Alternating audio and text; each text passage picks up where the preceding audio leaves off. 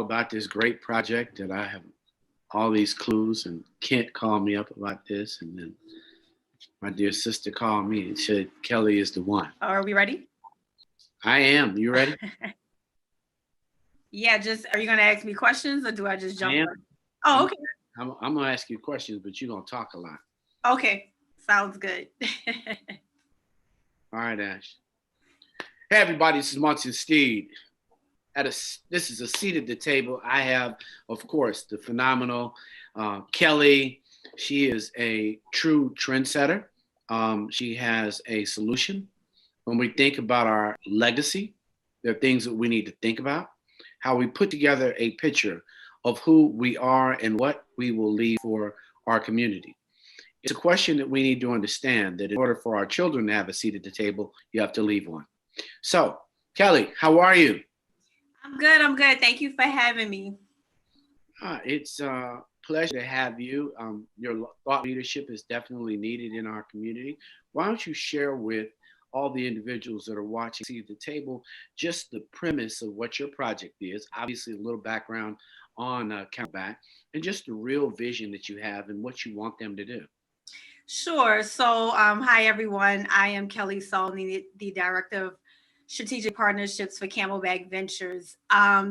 This month we are officially launching the Generational Inheritance Initiative, which is an initiative that actually was birthed out of a blog post that I did back in 2019 that challenged readers, and I'm now challenging the audience moving forward to really reshift how we think about generational wealth. And what I mean by that is, I really want us to reframe the conversation around generational wealth, which places the responsibility on the individual for wealth creation, to move to generational inheritance, which is more about cooperative power and cooperative wealth accumulation that the community can build upon generation after generation. So just to give you a simplified kind of explanation of that is, most of the time when people think about generational wealth, first of all, they're usually thinking about it in monetary terms. And they usually think about like what the great grandparent passes on to the grandparent, very linear. What I am challenging with that framework, which is more of the inheritance piece, is it really doesn't matter how much money we pass down from generation to generation if each generation keeps inheriting inequitable conditions and reinvented racism. So we have to have both. So for me, there is no wealth until we really think about inheritance as a whole. So that is the push, if you will, for the Generational Inheritance Initiative.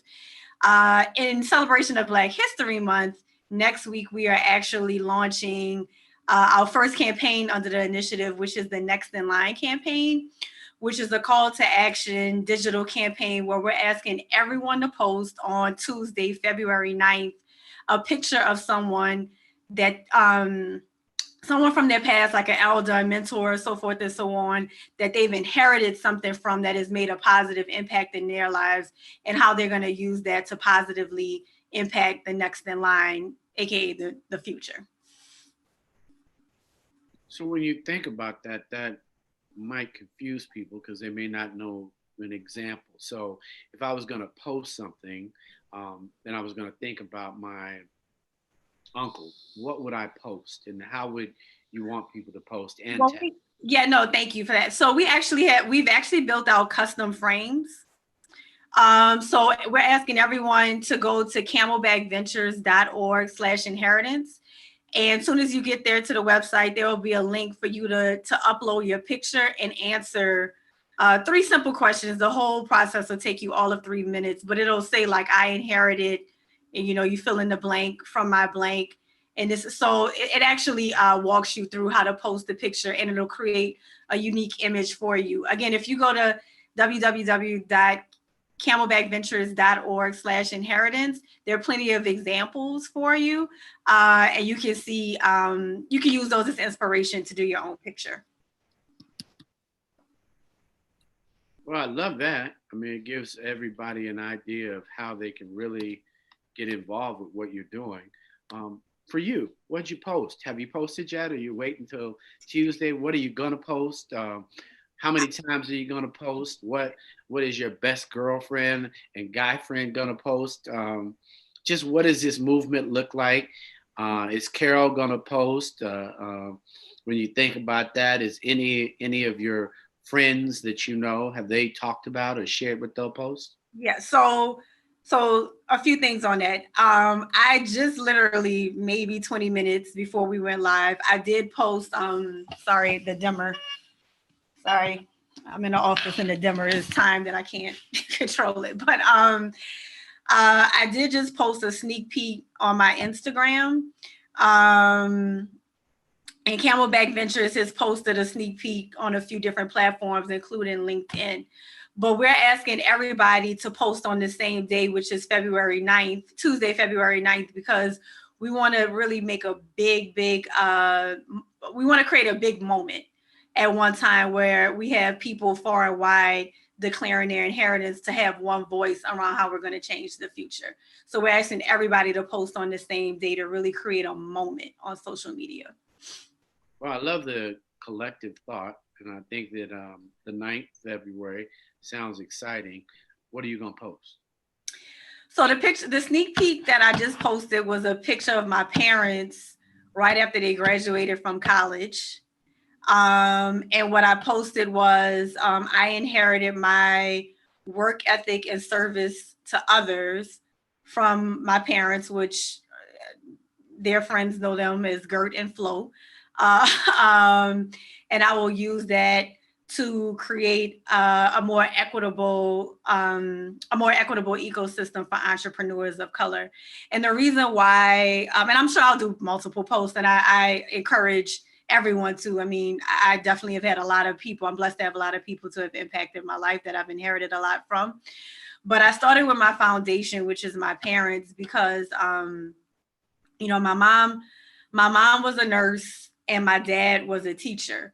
And my mother always wanted to be a nurse and she loved nursing. And my dad was a teacher and a basketball coach, and he always wanted to do those things and loved both of those things.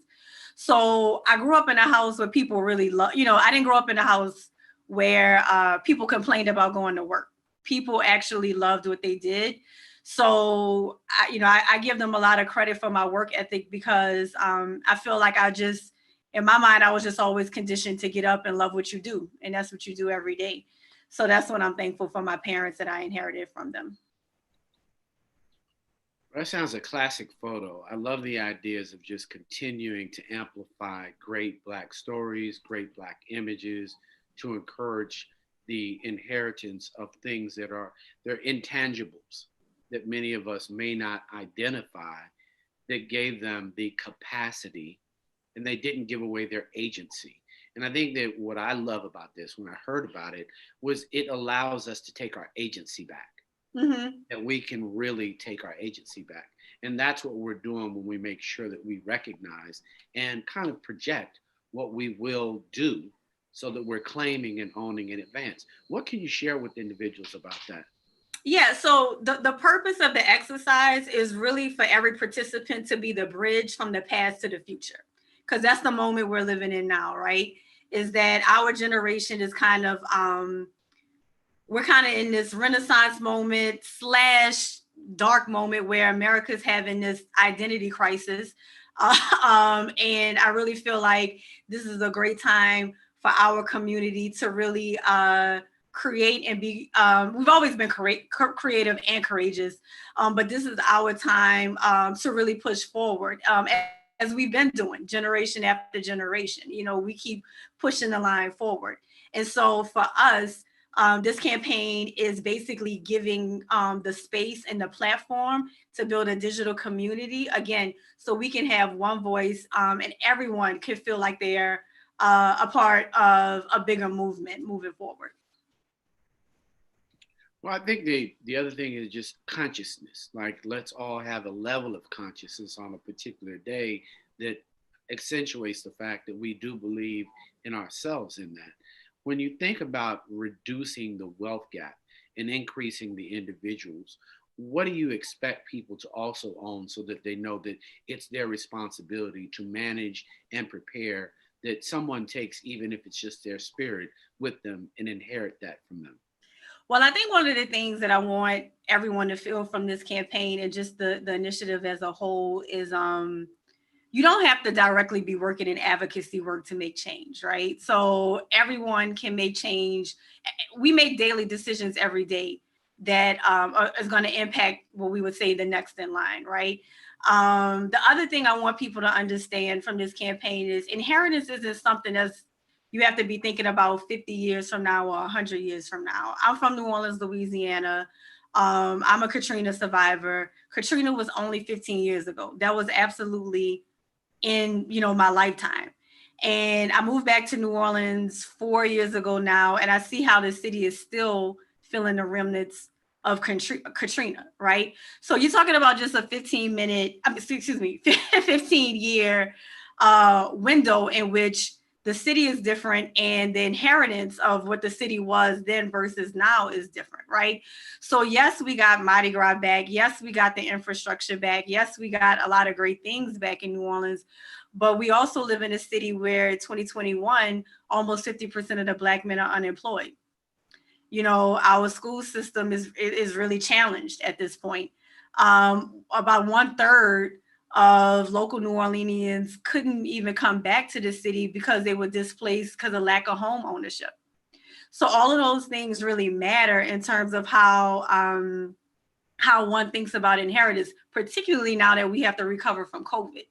So if you think about us in COVID now, how we will recover, I should say, from COVID now. I would challenge everybody to think about what, as we continue to recover, let me say it that way, and we continue to rebuild, what is it that you want to see happen in the next 10 to 15 years, 5 years? It doesn't have to be 50 years from now. So if a newborn has been born in COVID now, there'll be 15, using the Katrina math, 15 years from now, what kind of school systems are they going to inherit? A 15-year-old now, 15 years later, they'll be 30. What's the job market going to look like they're going to inherit based on how we make decisions to recover from COVID now? So what we're talking about, when we talk about inheritance, I really want people to know that these are things that are going to happen in our lifetime, not, for some long stretch down the path.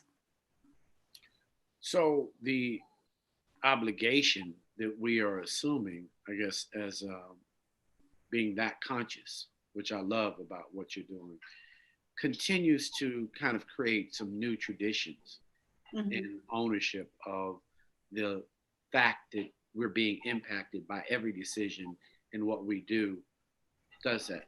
Maybe we should take a look at the website and see what it looks like, and you can kind of talk me through it. Let's say, the Camelback. That sounds good. Hold tight. Okay. Ashley?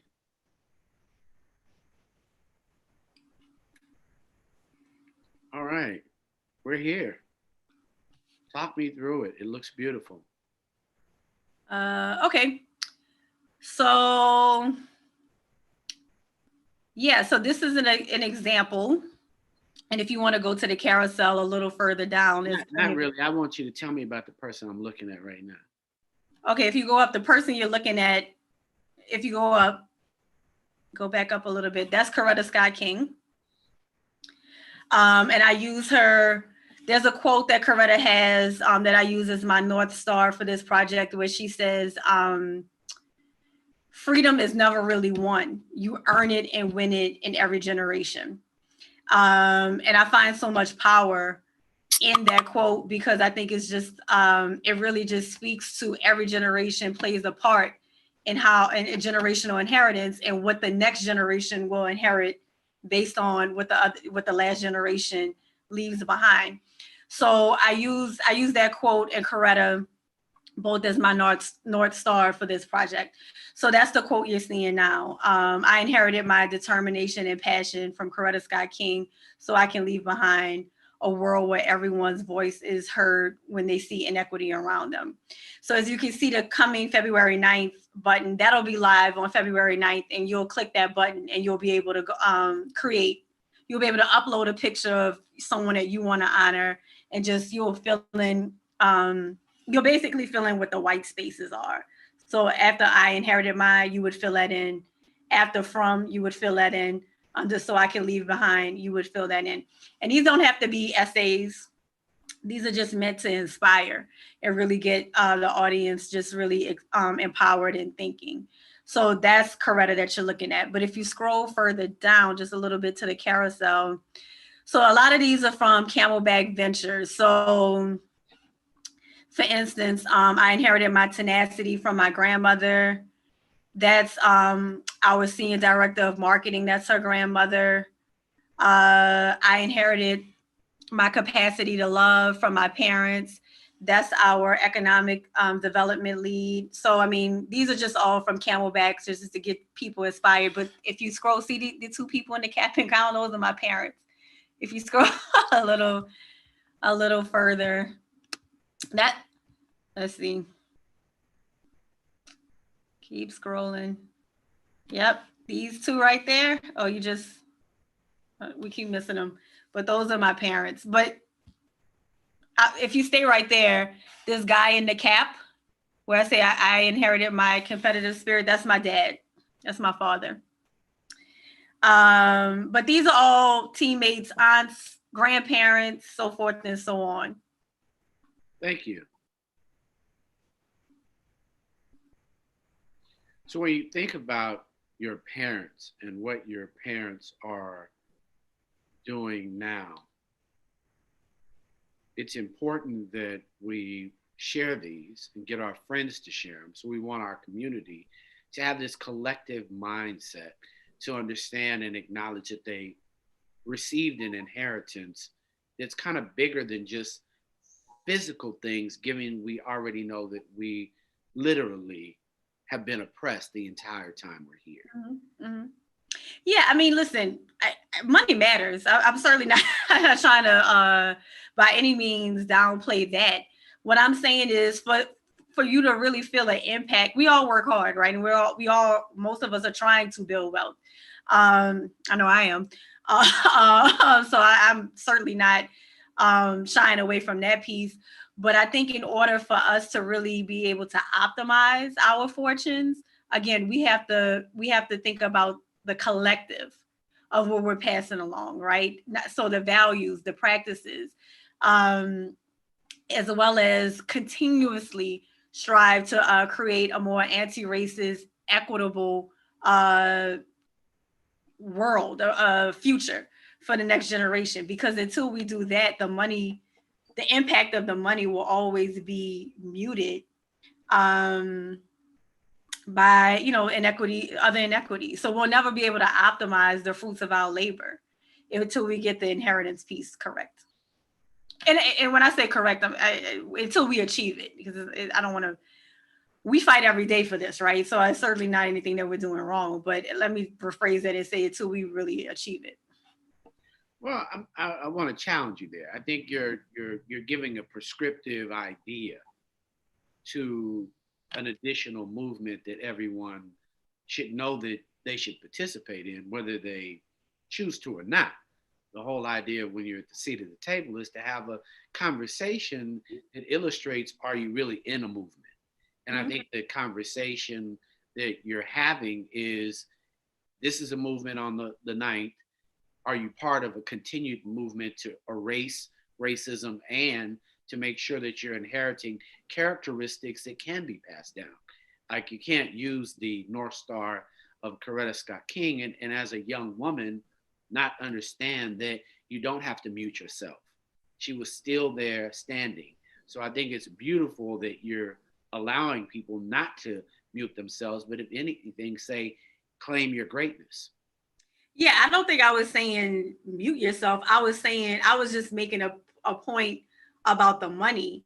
And I was saying that in terms as it relates to generational wealth, I was saying that even if you strive or achieve to pass down the money, if that next person in line is still inheriting inequitable conditions, the money piece, the impact of the money that the money could make will be muted by other levers, excuse me. So, and the other thing I'll say to that is even, and I'm just going to give you some data, particularly from a Black and white standpoint, even when Black families are fortunate enough to pass down an inheritance to their children, or, whoever, it still is a stark difference in what Black families are passing down versus white parents, right? So there's one study that shows that only 13% of college educated Black families can pass down an inheritance of $10,000 or more, where 41% of white families, no matter if they're educated or not, can pass down an inheritance of 10,000. So that's almost four times. That's four times as many white people, right? It's the same thing. And if you go a step further, excuse me, I think the average inheritance for those Black families is maybe about 40,000, where the average inheritance for a white family is around 150,000 or something like that. So that's still four times as much. So again, the money alone can't close the gap, because white people, their wealth tends to be stickier. So the only way that we're going to really close this gap is to create, and I keep belaboring this word, but to basically to create a world where your Blackness isn't working against you the way it is now. And to your point that you made earlier, we have to also acknowledge the fact that, for most of America's history, we've been excluded from wealth building, right? So as we continue to build wealth for ourselves, like I said, I would challenge everyone to not just think of the wealth as the monetary terms, but as a people, as a community, what do we need to pass down to ensure that this wealth can stick and endure across future generations? And I was, as your brother, saying that you were allowing us to unmute ourselves, like No, I hear you. to really say, get involved in a movement, because like we've not won when we've been silent. We really haven't won when we're not protesting.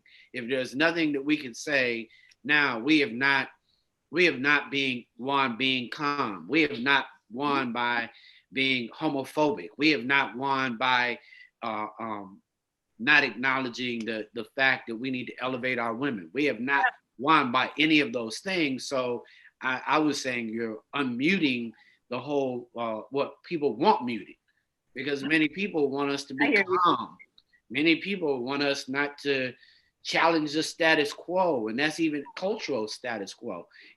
Really acknowledging the genius behind a young sister pushing this idea forward, or that BLM is led by women, and why don't we love that?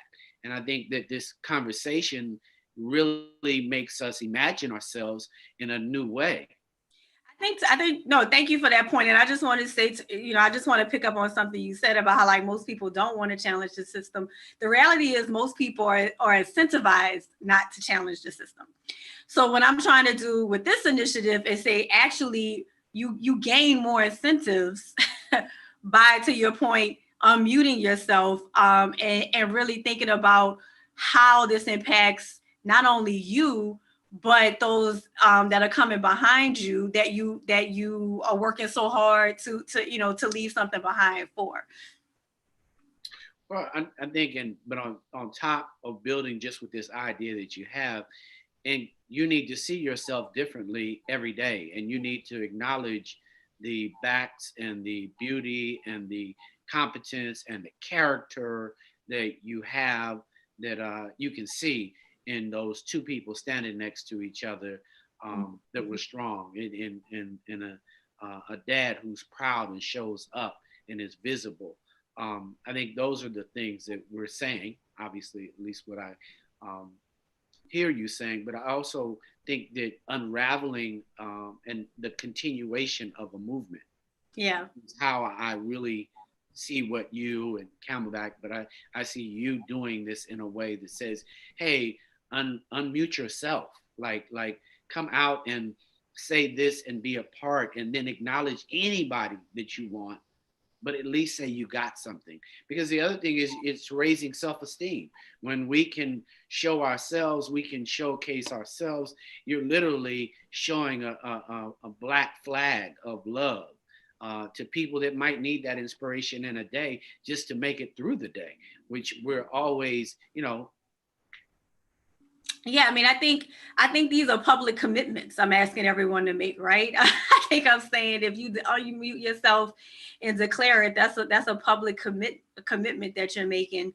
So no, I think you're spot on with. well, the candor of what you're doing is probably the opposite of what people would expect. Like, to me, what I love about what you're doing is painting culture in a motif that is often omitted. If it's not music, if it's not sports, if it's the person that really sacrificed to get a child to FAMU, whether they sent a dime or not, they hoped you made it through, no matter if they had it. And I'm clearly not saying you, but a lot of us have been at HBCUs.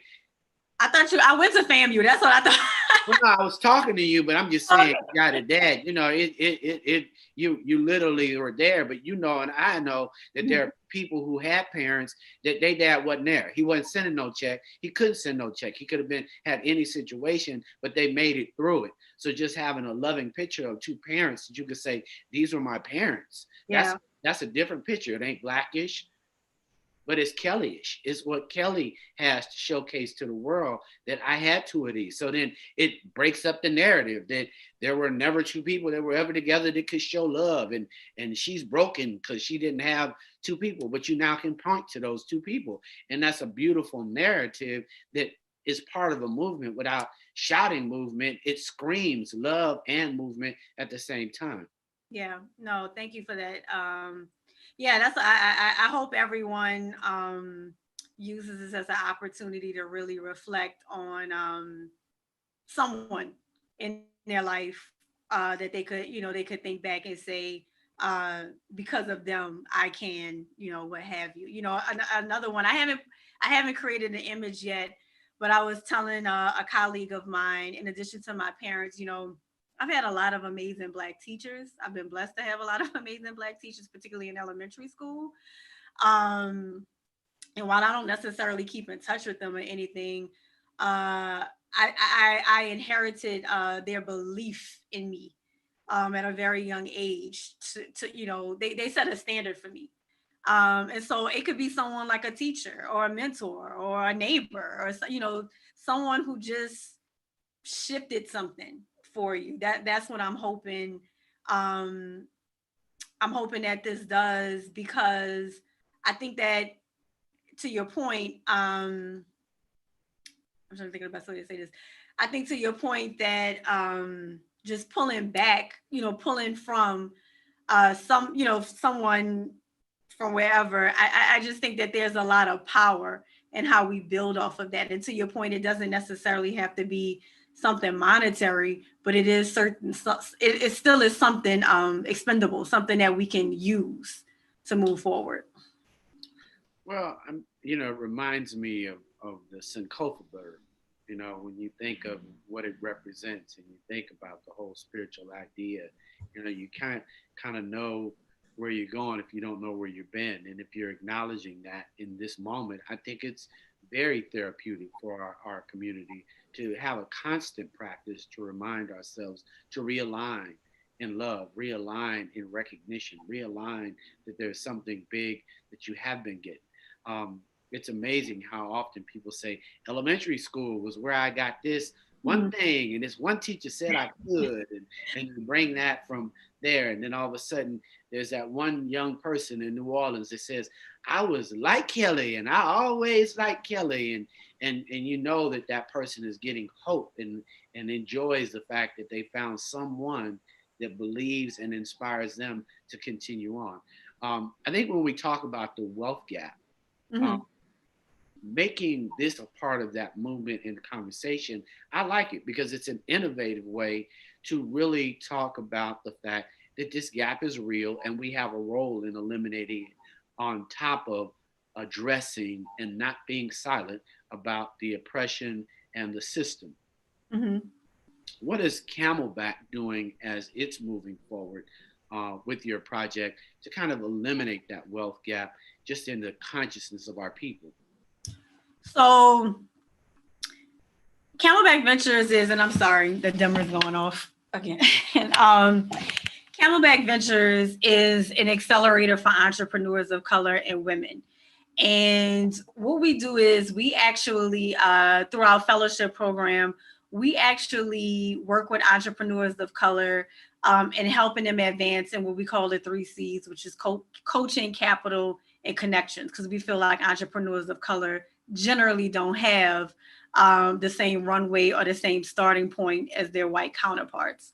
And I should also say that we work with entrepreneurs who are all like social entrepreneurs. So these are all entrepreneurs who are working on ventures in education, what we call conscious tech, such as policy, workforce development, criminal reform, so forth and so on. So Camelback is basically creating or doing our part to create a more equitable ecosystem that gives these entrepreneurs a level playing field. Another thing that I think is important, and I'm never shy about this, is, we actually seed every entrepreneur that comes through our fellowship $40,000, because we know entrepreneurs of color generally don't have the same family and friends rounds that their white counterparts even get started. So we're really proud of that, because we want to be part of the friends and family round, again, that we know entrepreneurs of color generally don't have, but we know that they need that to succeed. So we are acutely aware of how the wealth gap impacts the runway, or just the runway in terms of entrepreneurship to just get these amazing ventures off the ground. To that extent, I just want to also say, I would be remiss if I didn't say it, is we see a lot of Black brilliance come through Camelback, and so ensuring that they have capital, coaching, and connections is vital to the world seeing their brilliance, as well as vital to ensuring that those most in need reap the benefits of their brilliance. So that's the role that we do with Camelback as it relates to closing the racial wealth gap.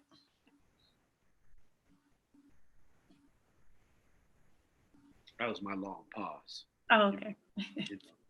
The thing that I really enjoy, and because many people may not know what a seat at the table when we were talking about this basket. So instead of a person coming with a brilliant idea, having a brilliant mindset, having a brilliant model, and then having an empty basket, you make sure that you pour into that basket capital. Mm-hmm. What is the role of capital? Because I love the 3 C's you talked about. Mm-hmm. How important is it that that person has capital, i.e. funding, when they're working in their brilliance? What does that do to them and their engine? And their capital, again, like I said, the money does matter.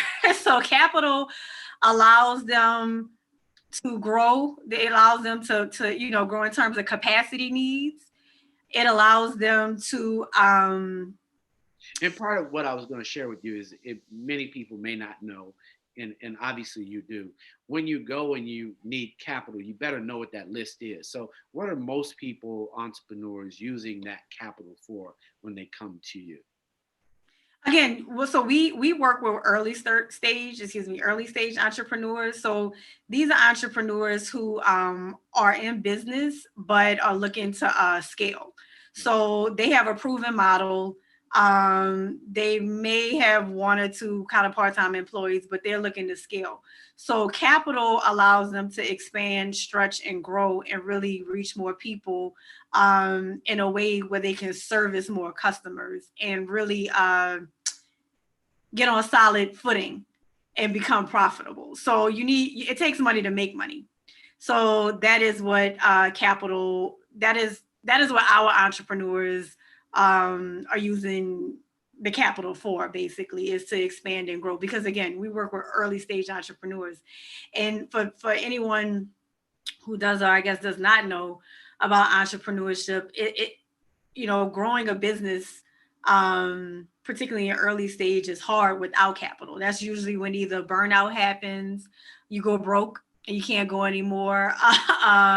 You're dipping into your 401k, all of these things that you shouldn't have to do. Entrepreneurs of color should have the same access and opportunity to funding as anyone else. And right now, that's not the case. Black women alone, we're the fastest growing group of entrepreneurs, but we only receive about 0.02% of funding. So make it make sense. Like that just doesn't even, so that is where Camelback comes in hopes to help fill that funding gap. And again, give them the runway they need to succeed, because it's not just about them succeeding. It's about the people that they will impact that can now reach their full potential and succeed as well. So that was the first C. And the second C? Connections. So connections is, I guess that's a little bit straightforward, but maybe not always. Okay. No, that's true. That's true.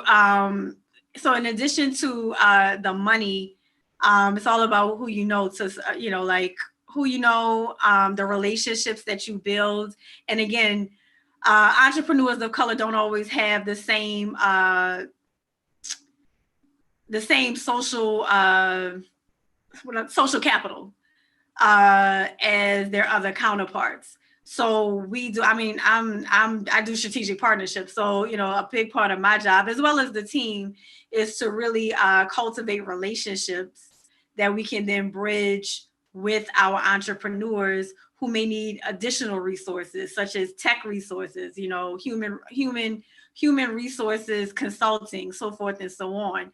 So even in addition to the money, it's about the other levers that are needed for a business to succeed, that we can help build those connections and those relationships to keep those entrepreneurs moving forward.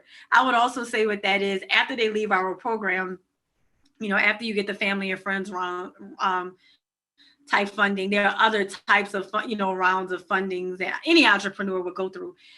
So we use our connections to pipeline entrepreneurs of color into the right spaces where we know they too are putting their money where their mouth is, to ensure an equitable ecosystem for entrepreneurs of color. So we got capital, we got connections, and then coaching. And then the coaching. So can you share insights on coaching? Yeah, so coaching. So every entrepreneur, they get a personal coach, and then they get kind of a support system of different type of specialized coaches as well. And basically, those people serve as their personal champions through the fellowship. And those people are there to help with any specialized needs that they may have. From accounting to hiring to career, it just depends. But those people are there as almost like,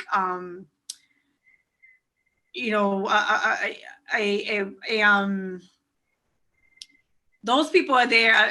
I'm trying to not reuse the word coach, but those people are there to push them in a way that where they're getting the skill sets that they need, but also the emotional support. That's what I was trying to say. The emotional support that they need as well. But again, everyone gets a personal coach, which is like a personal champion to them. So you've seen businesses scale. You've been a part of a huge brand that scaled. Mm-hmm. Name two of your favorite Black entrepreneurs. So let me go back for a second. So right out of school, I'll give you the somewhat abbreviated version. My mentor at the time called me one day. I really wanted to move to New York. And he was like, I'm working for this little small company called Carol's Daughter. We don't have a lot of money right now, so I can't hire you full time, but you could come on as a temp while you look for another job while you're in New York. So I got on the first thing smoking and started as a temp with Carol's Daughter. While I was there, I started just really adding value by improving processes and operations, so forth and so on. And long story short, I ended up getting hired full time about 2 months into my temp job at Carol's Daughter. At the time, Carol's Daughter, Lisa had that one store in Brooklyn. We were in a warehouse in Brooklyn, and we were doing maybe about 3 million in sales. I was part of the team that grew Carol's Daughter to like a $40 million brand. We sold it for over 100 million to L'Oreal. My time there was just, it was a once in a lifetime opportunity. I was with Carol's Daughter for 10 and a half years. And I just feel like I got a very, I just have a personal testimony of what entrepreneurship and startup to acquisition looks like. But I will say this, as proud of the work that I have done with Carol's Daughter, I also understand how nuanced Lisa Price's story is, being a Black woman who was able to see her dreams come to fruition, which again ties me back to why I'm so passionate about the work I do with Camelback, because I think every entrepreneur of color should have that same fairy tale ending that Lisa Price had. So to answer your question on two of my favorite Black entrepreneurs, Lisa obviously would be one. And then the other one, I don't know, I have so many. Probably maybe my grandfather. So my grandfather, who I never met, but I feel like I'm living vicariously through him. He used to own, it was called Dots Beverages. So this apparently was back in the day when everybody still got, their milk and all their liquids delivered. And he had a very successful business here in New Orleans. He had 3 routes.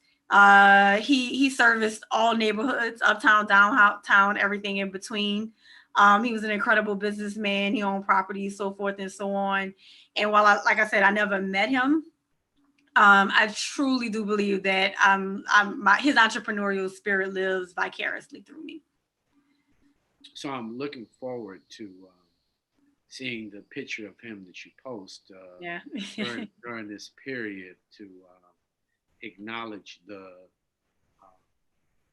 ancestors that are present through our actions and where we choose to place our time and our inheritance, which I really respect what you're doing. So I want to thank you for taking the time to have a seat at the table. I look forward to it. I'll figure out, I definitely commit to posting, and we'll make sure that we get you on our morning show so we can at least let everybody know what they should be doing. And I'll tell our social guys so you guys can go live on our IG for at least a few minutes to encourage people to post. That would be awesome. Thank you for all that you do. Any last words? No, everyone, like, again, Tuesday, February 9th is the big day. Camelbackventures.org/inheritance. Post away. You can post as many people as you want. There is no limit to this. Make sure you use the hashtag next in line and tag Camelback Ventures. Super. This is Monty Steed. I've been hanging out with Kelli here from Camelback Ventures. She has a wonderful program. Let's all support her. You do not have to be in the streets, but you must be in the struggle. I'm Monty Steed for A Seat at the Table. Peace. Bye.